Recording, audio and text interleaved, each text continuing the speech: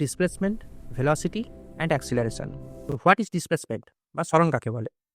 সরণ হলো কোনো বস্তুর প্রাথমিক অবস্থান থেকে চূড়ান্ত অবস্থানের মধ্যে সবচেয়ে ছোট দূরত্ব। অর্থাৎ সরণের মধ্যে শুধু দূরত্ব নয়, দিকও গুরুত্বপূর্ণ। সরণ একটি ভেক্টর রাশি, কারণ এর মান ও দিক দুটোই আছে। ওকে, কোনো বস্তুর প্রাথমিক অবস্থান x1 এবং চূড়ান্ত অবস্থান x2 হলে সরণ কত হবে? x2 minus x1। এর এসআই একক কত?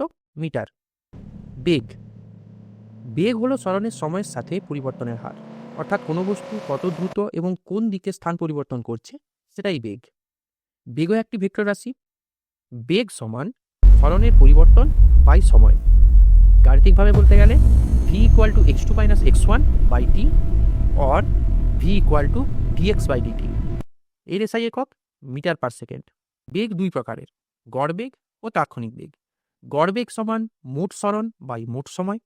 তাৎক্ষণিক বেগ নির্দিষ্ট মুহূর্তে বেগ, অর্থাৎ 5.4 থেকে 5.5 সেকেন্ডে কতটা সরণের পরিবর্তন হয়েছে, এটাই হলো তাৎক্ষণিক বেগ।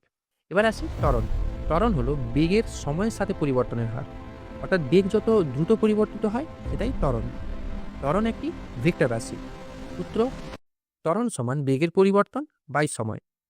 গাণিতিকভাবে বলতে গেলে a equal to V minus U by T, যেখানে ভি চূড়ান্ত বেগ, ইউ প্রাথমিক বেগ, টি হচ্ছে অতিক্রান্ত সময়। আরেকভাবে বলতে গেলে V equal to DV by DT. এর এসআই একক মিটার পার সেকেন্ড স্কোয়ার।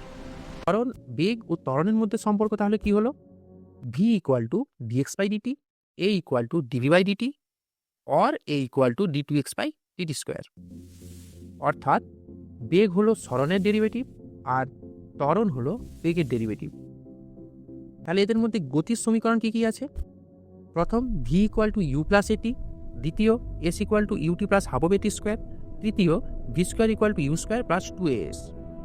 এখানে ইউ প্রাথমিক বেগ, ভি চূড়ান্ত বেগ, এ ত্বরণ, এ সরণ, টি সময়। গ্রাফের সম্পর্ক বললে কি বলবো?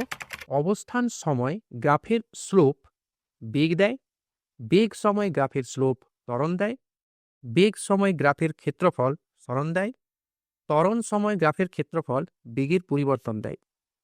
সহজভাবে বললে, যদি সরণ পরিবর্তিত হয় বেগ আসে, যদি বেগ পরিবর্তিত হয় ত্বরণ আসে, যদি ত্বরণ শূন্য হয় বেগ ধ্রুবক, আর যদি বেগ ধ্রুবক হয় সরণ সরলরৈখিকভাবে বৃদ্ধি পায়।